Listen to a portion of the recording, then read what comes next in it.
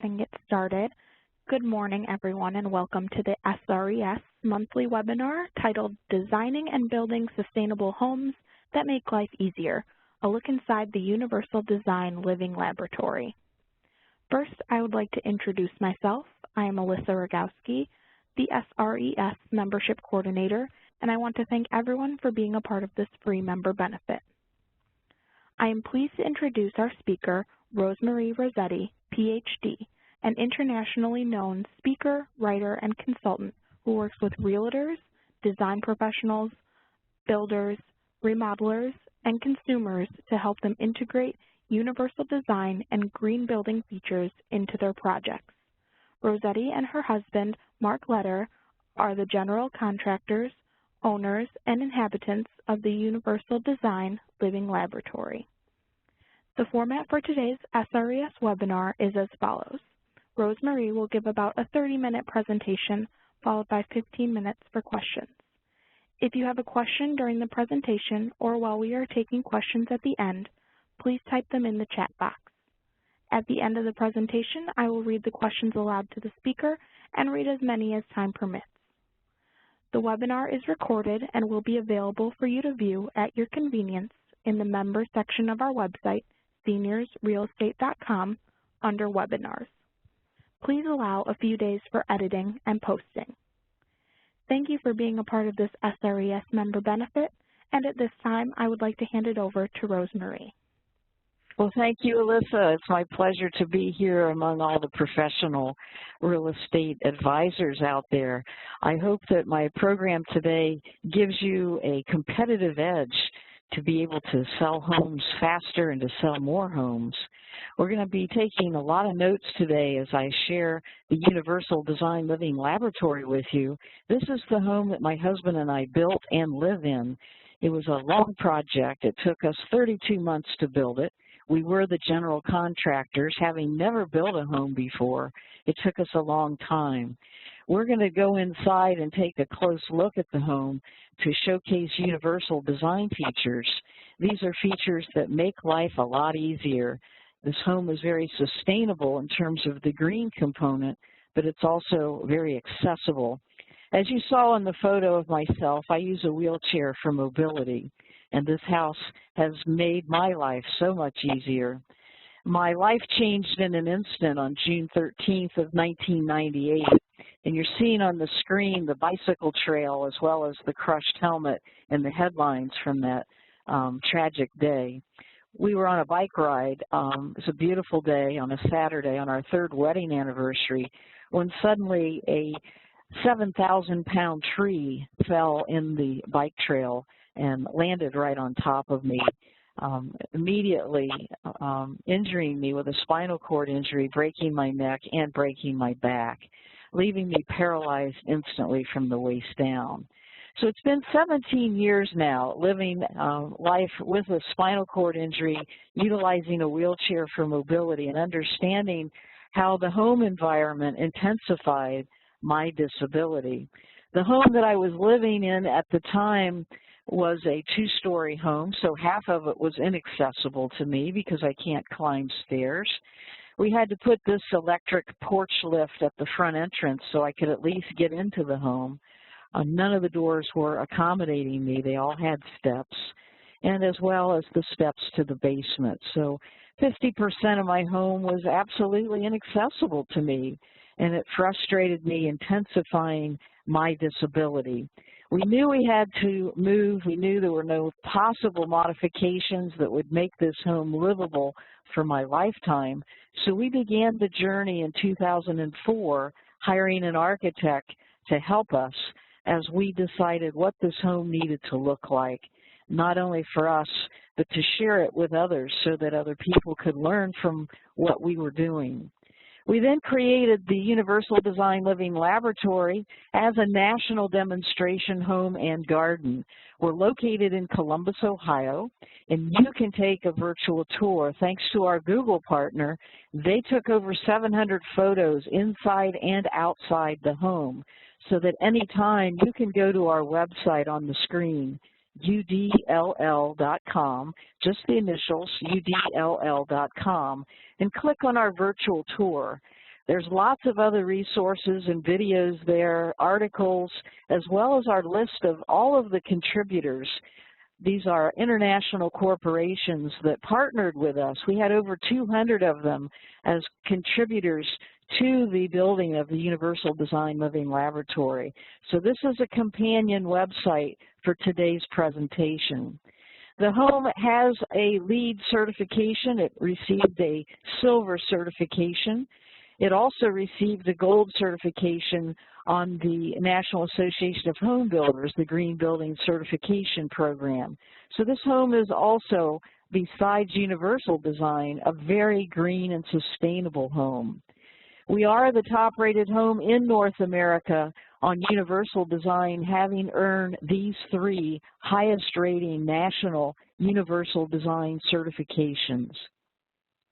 If you have not heard of the term universal design, I want to spend a little time understanding it. It is a framework, it is an approach to design of products and environments to be usable by all people, the greatest extent possible, the majority of the population, without any need for adaptation or specialized design. The man in the photograph is Ron Mace. He is an architect. In the 1980s, when he was around, he was the one who coined the term universal design. He used a wheelchair for mobility due to polio as a child. So we credit Ron Mace with the idea as he came up with the 7 principles of universal design and started his movement forward. Universal design is about leveling the playing field for all people. It is not about ADA. ADA does not have anything to do with residential design unless it is federal money. And in fact, ADA is a minimal approach. It's the minimum requirements as you're looking at commercial application. Universal design should be transparent. When people come through our home, they should just recognize this home as a beautiful home and not one that was just especially designed for a woman in a wheelchair. The people who have been through, we've had over 2,000 people on tours so far, have all embraced the concept of open rooms and flexibility of space. So that's what universal design is, not only in homes, but all environments, not only the environment, but the products inside. We're going to look at establishing the need for universal design as the beginning. I have a photograph of my mother here, Rose Rossetti, when she was alive, living in an assisted living center. You probably can relate to this also, you know, someone with advanced aging, or you've seen it in yourself with what changes as we get older in terms of our strength and our vision, our mental health, our flexibility. My mother had an advanced stage of dementia. She lived to be 98 years old. Her mobility was impaired, and she used a walker to get around. But as we think about aging and we think about living in our home and our environment, what our idea is to create the environment so that it helps us as we age, so that we can stay in that environment safely and be accommodated as long as possible. I'd like to point out a study that was revealed in August of 2015. This was a joint research project with Century 21 and the Easter Seals Foundation. They looked at people with disabilities, and they did a home buying survey that is particularly relevant to your audience. They said that 1 in 5 home buyers with a disability are not getting the proper assistance from Realtors. The people with disabilities have a very strong need and a desire for the real estate agents to be trained and knowledgeable about accessible housing. They also said that about half of the home buyers with the disabilities are having difficulty finding a home that meets their needs. We just can't seem to search very well, finding the homes that have the accommodations that are needed for people with disabilities. We also looked at the Journal of American Planning Association. Their research in 2000 showed that 60% will house at least one disabled resident in the detached single-family homes. 91% of these homes will have at least one disabled resident or a visitor during its expected lifetime. The study also goes on to say that there's a 25% chance that the house will eventually house a resident with a self-care limitation. So we're also seeing more than 90% of the U.S. housing units are inaccessible for people with disabilities. And I'm sure you can understand that from your extensive experience selling homes and listing homes, understanding that the population is not well served and it's hard to find a home that accommodates us. So as you look at housing, the American Housing Survey in 2009 came up with this information. About a quarter of the older households in the age range of 65 to 74, and nearly two-thirds of households with a member 85 years old or older included someone with a disability. This study also showed that the older population have health issues which are going to drive up the demand for modified housing and supportive services. They said the existing and emerging policies can help these older adults continue to live in their own homes as they age. And what a better quality of life if we could stay in our homes for a long time versus going to an assisted living or nursing. It's also a lot less expensive in addition to the quality of life. As I looked at some of the trends affecting the future, we look at the baby boomer population. They're getting older with some very predictable consequences regarding their health and mobility. They're having surgeries. Perhaps you're one of them in terms of hip or knee surgery to help improve mobility. Many of these baby boomers are starting to acquire walkers and canes and wheelchairs to be more independent in their environment. The universal home design modifications are going to be needed to help them stay in their home. They're going to have to be building new homes, new condos, and modifying existing homes to include universal design features.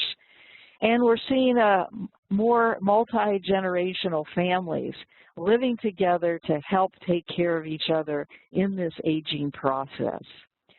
So with that in mind, let's look forward at your particular needs. As you have a new home listing, I wanted to explore the idea of when you put your new home listing together in your multiple listings, are you highlighting the universal design features to help in the marketing?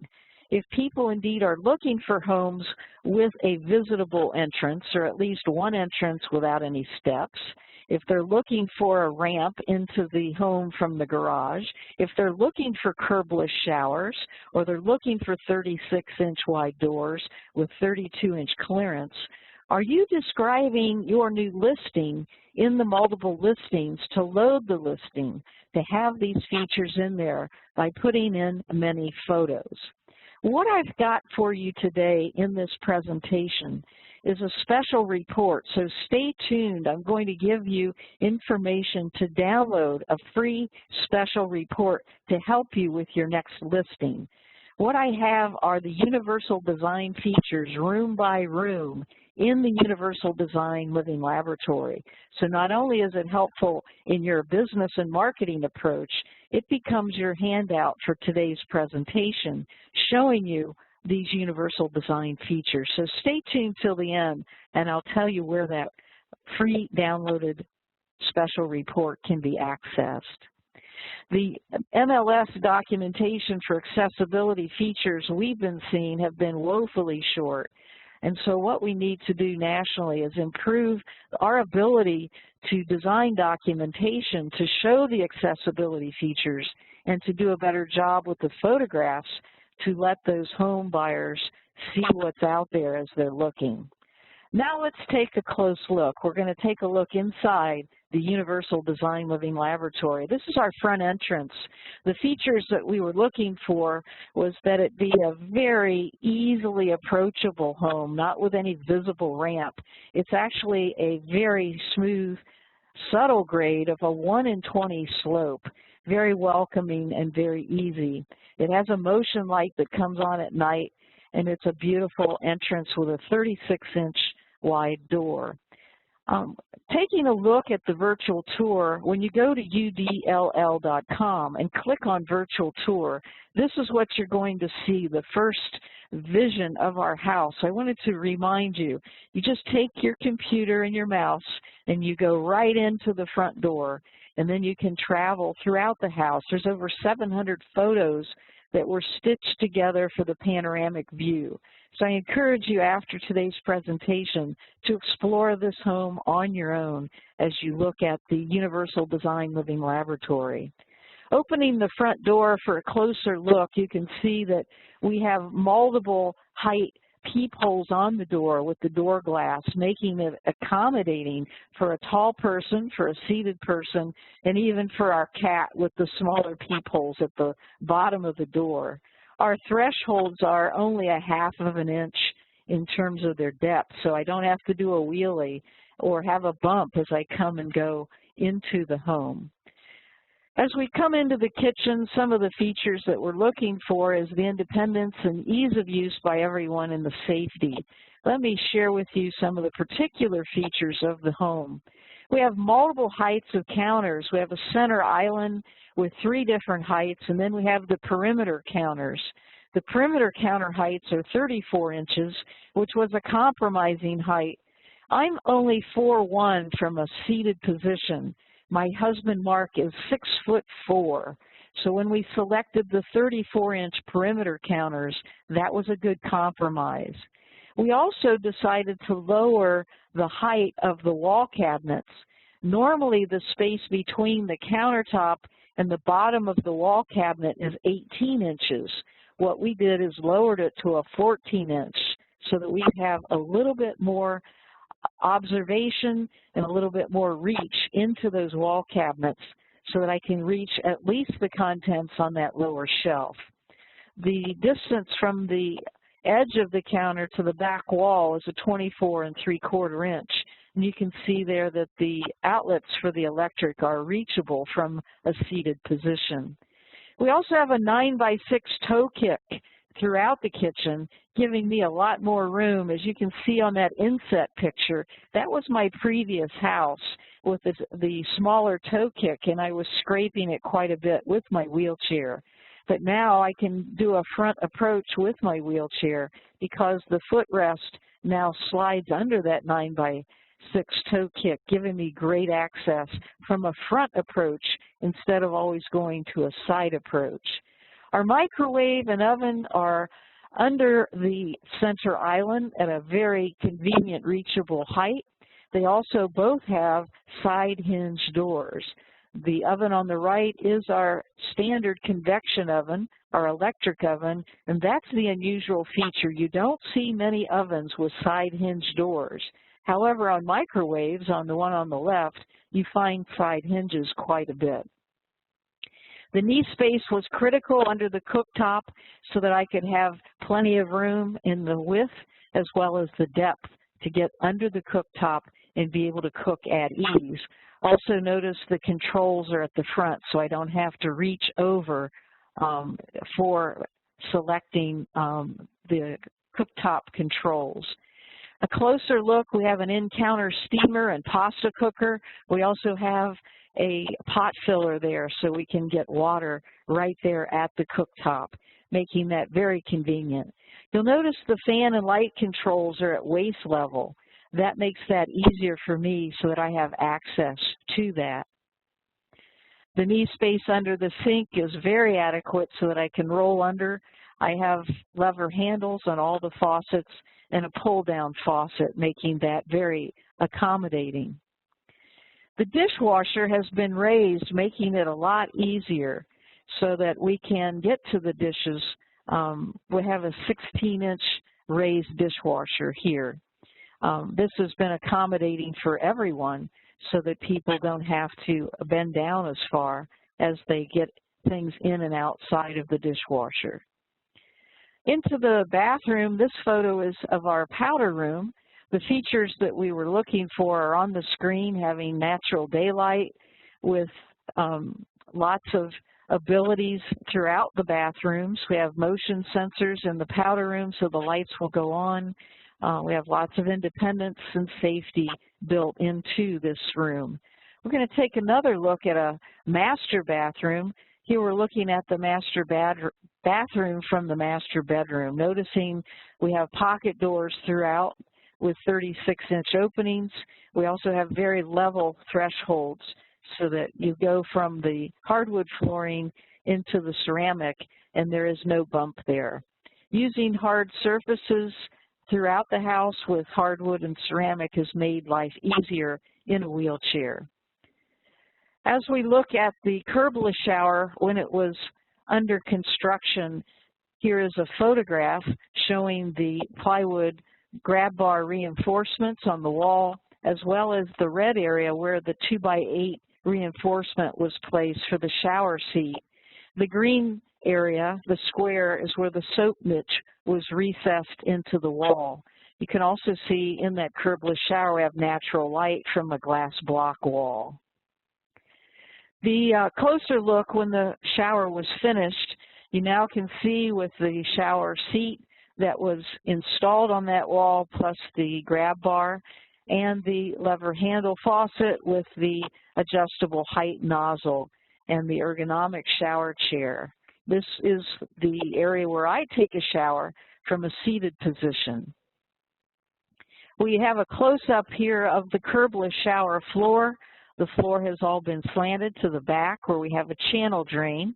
The floor is ceramic, no slip, and this channel drain has worked well, removing water. A little close-up here, of course, this photo is of my husband. We had to edit this one quite a bit. But as he was showering, he made the comment that this is a balance bar, the grab bar. It was helpful for him, too. He uses another station as he takes a shower from a different position. So we have 2 units in that large curbless shower. Our toilets throughout the home are comfort height, anywhere from 17 to 19 inches from the floor to the toilet seat. They've been installed 18 inches from the sidewall so that we could put the grab bars in and make those accessible. Some of them are dual flush, so we're saving water. Our water use is from about 1 gallon of water per flush. The master bathroom has a whirlpool tub. We put a large decking around it. It's 18 inches so that it is easy for me to sit on. The decking is also the height of my wheelchair seat, so it's easy for me to transfer. I have enough mobility in my legs to actually transfer onto the master bathroom decking and then hold on to the integrated grab bars as I lower myself in. We do have a handheld shower on that so that it's easier for me to rinse my hair as well as clean the whirlpool. And we have lever handles on that faucet. Photographed together, Mark at 6'4", I'm at 4'1", just to give you some sense of scale of our height differences and seeing that we have to have multiple heights on the vanities. I've got the knee space under mine. Taking a little closer look, we were very surprised that the height difference was not that large. It was 33 inches from the floor to the top of the counter for myself, 35 inches for Mark. Even though there was a tremendous height difference, it didn't make that large of an impact. We can also point out the hardware throughout the home, making this very easy for people with paralysis or arthritis to use the hardware on all the cabinetry. As we look at the most popular room in the house based on our visitors, it is our wardrobe combined laundry room. It is as large as our bedroom, and we're seeing the features with the motion sensor, with the natural daylight from the skylight and the tall windows. This is an area where all the clothing is stored, where the laundry is done, where we pack and unpack everything on trips. As we're looking a little closer, you can see that there's 2 heights of closet rods. Mark takes the taller ones, I take the shorter ones, and absolutely have a wonderful countertop so that I can put all of my clothes there to sort and to fold on laundry day, as well as putting luggage there. We were at the goal of having 50% accessible shelving in this room as well as the kitchen, and we definitely achieved that by making sure there were some low shelves available to us. Another closer look at this is our front-loaded washer and dryer, making that easier. They're on pedestal drawers with storage underneath. We have a full-length mirror, making that easy for everyone, and a little low hanging rod to the right. When things come out of the dryer, I can hang them there to dry. As well as on the left, you can see there's a sink with roll-under space, so I can do hand washing. We are now announcing our Universal Design Toolkit. This is a major undertaking that is soon to be released for sale. This has about 12 chapters in it. It is a wonderful resource for you now and in the future. We're taking the combination of our knowledge over the 10 years that we've learned about universal design and put together not only documents and checklists and resources, but sources of funding to modify a home or how to find a builder or remodeler. We have lots of home assessments and certification program information, surveys and research reports, the myths about universal design, the principles of universal design, the benefits of having it, as well as a questionnaire that you can use with your clients for their understanding of their current and future needs in their home. We also have special links to videos.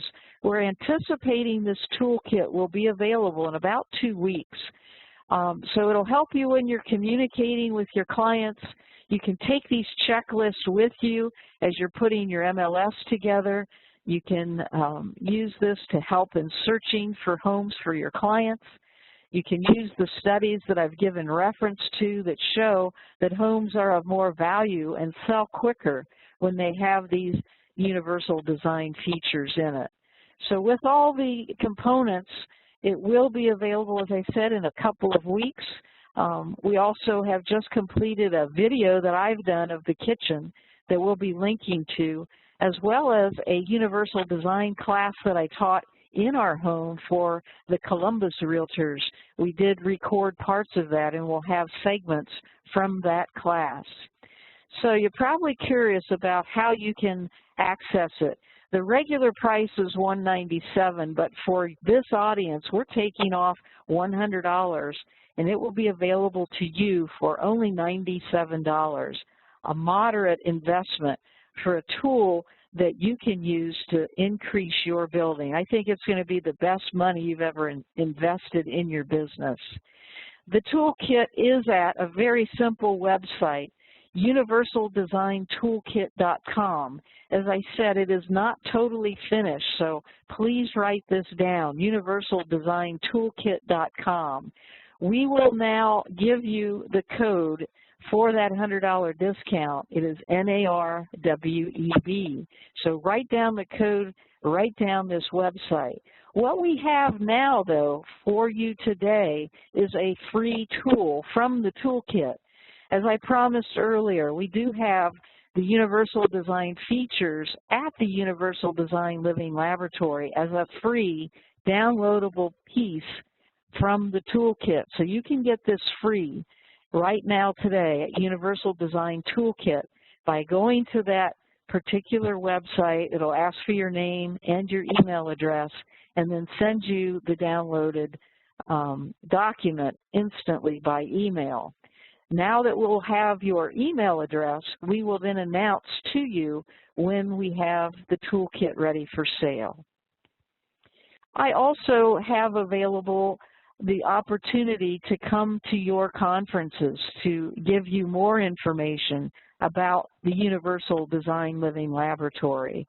I am available nationwide and have traveled extensively sharing my message. So if any of you have conferences, have classes coming up, would like to invite me as your speaker, I'd be honored to come to any of your presentations.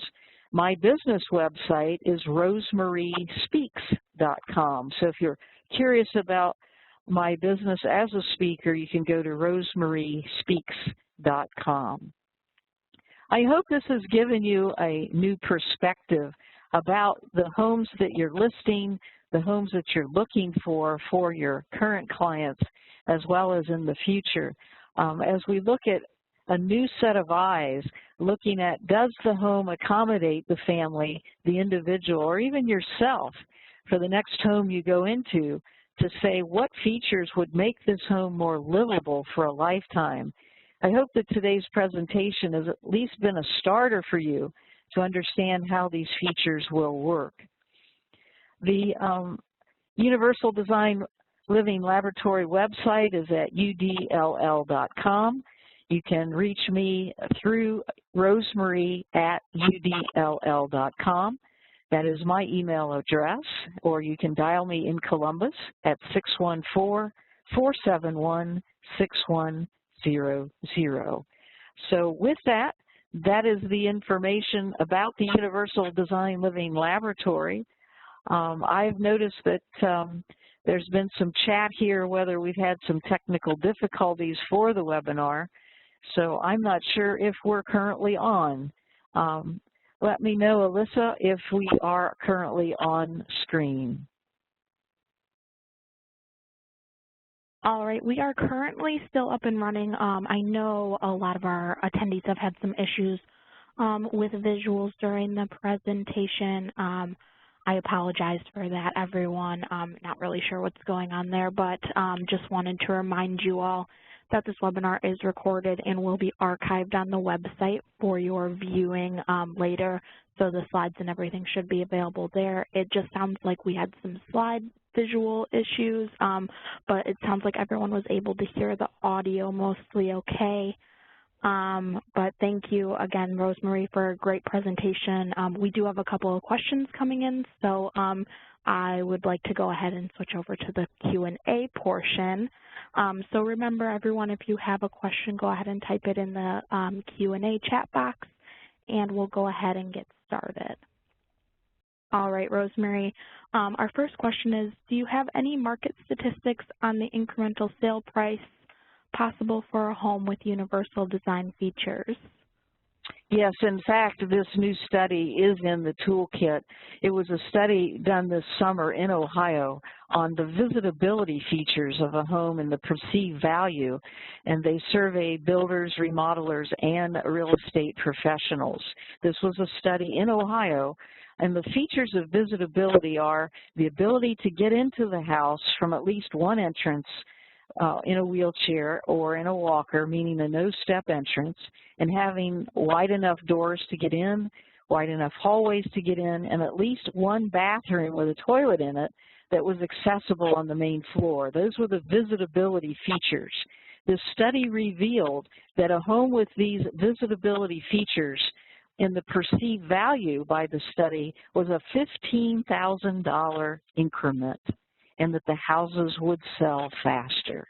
That's a significant change. All right, thank you, Rosemary. Our next question is, do you have any tips or tricks on how the Realtors can encourage new home builders to do more in terms of universal design? The home builders need to be reminded that they have to meet the market needs. And as they think about the market and think about their existing home plans, they need to make some minor modifications to them.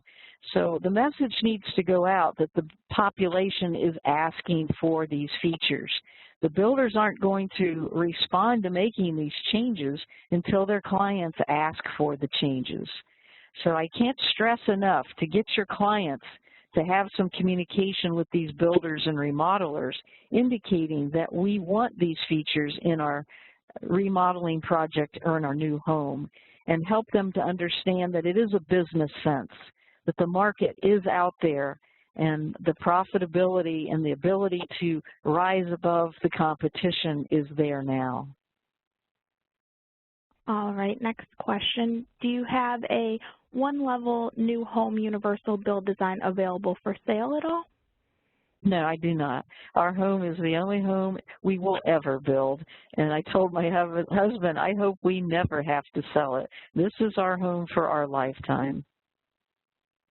All right, next question. What is approximately the additional percentage of building costs to conform to the universal design living? There has been a lot of studies looking at, does it cost more to make a home visitable? And we have seen in some of the communities where the ordinances and the building codes have been enforced. There are several locations throughout the country where you must build a visitable home. Any new home has to be visitable, and I've seen data saying from the builders it didn't cost them any more to put in a step-free entrance. Once they figured out how to do it, it did not cost them more. Now, as we look at putting in a wider door, a 36-inch door, compared to maybe a 28-inch door, when you go on the wholesale market and look at the cost of doors, that may be a $5 differential.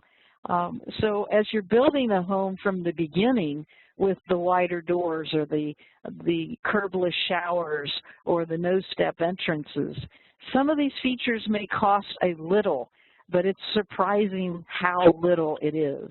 For example, if you're looking for a toilet that's the comfort height, which is a little taller and easier so you don't have to squat as much, making it easier to get on and off, you may pay an extra $50 a toilet for those taller ones in some communities. In some, it's the same price.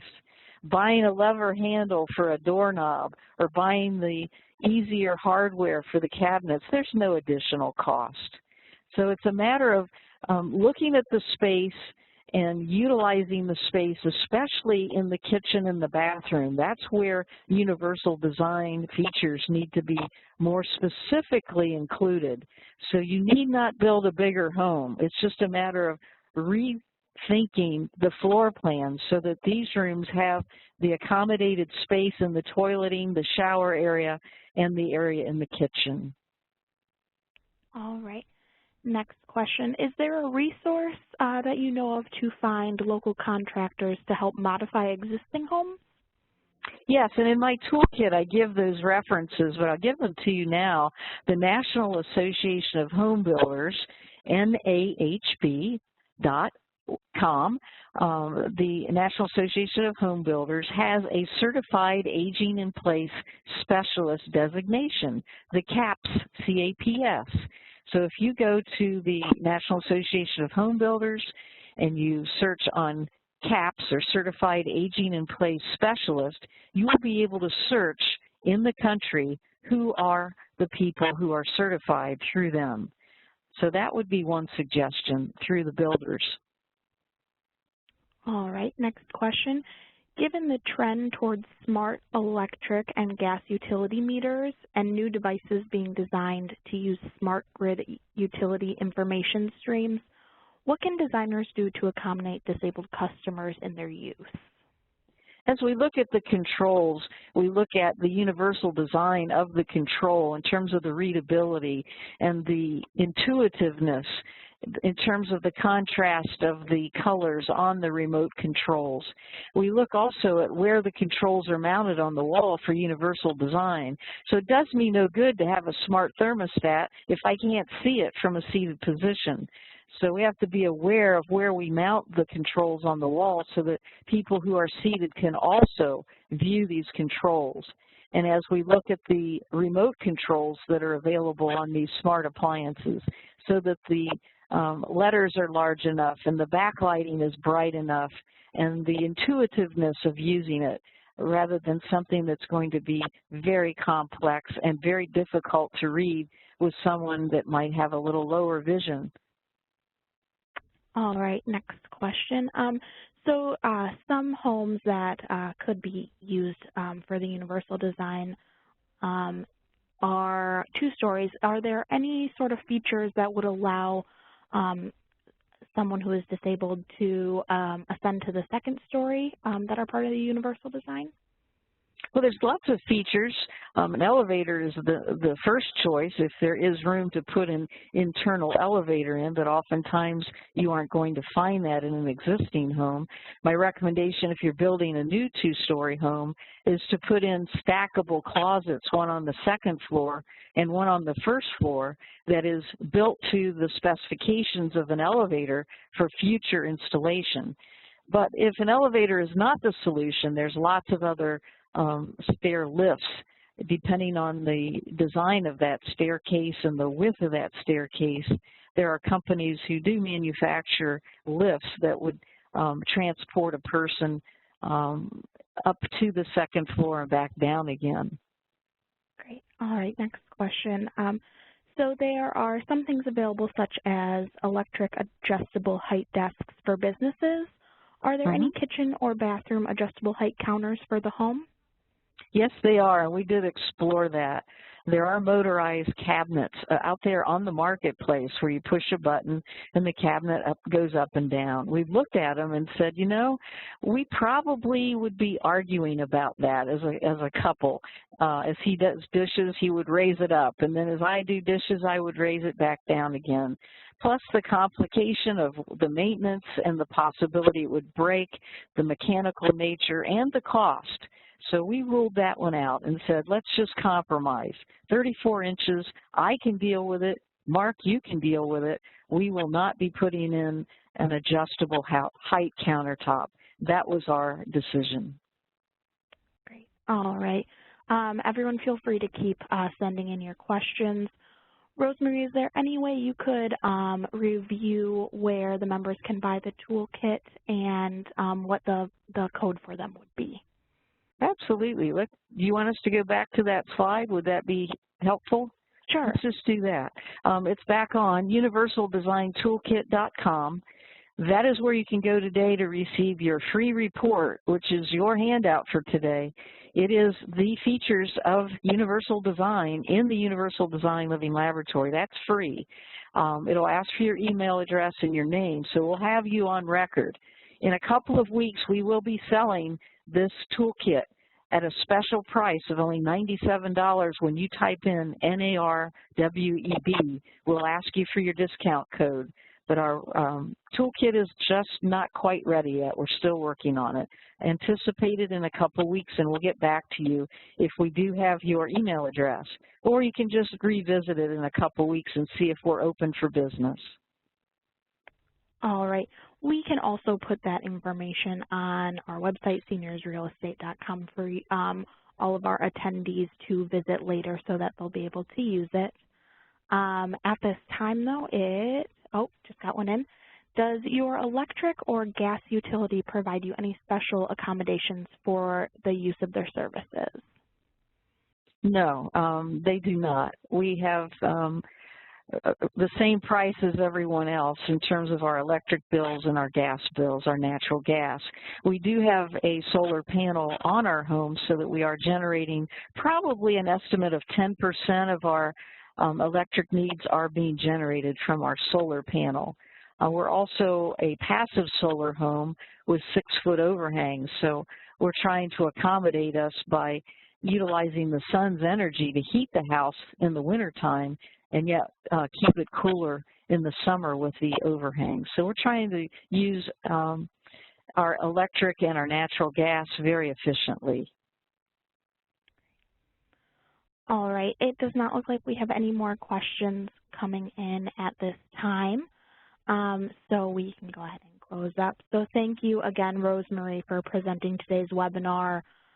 It was very, very helpful and very interesting, and we thank you for all of your work that you do for this. And thank you to everyone who joined us today.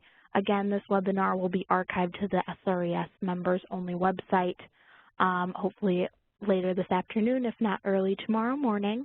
So you will be able to view. For all those that had any visual problems, we apologize. The slides will be available along with the presentation in our archives. Again, thank you, Rosemary, and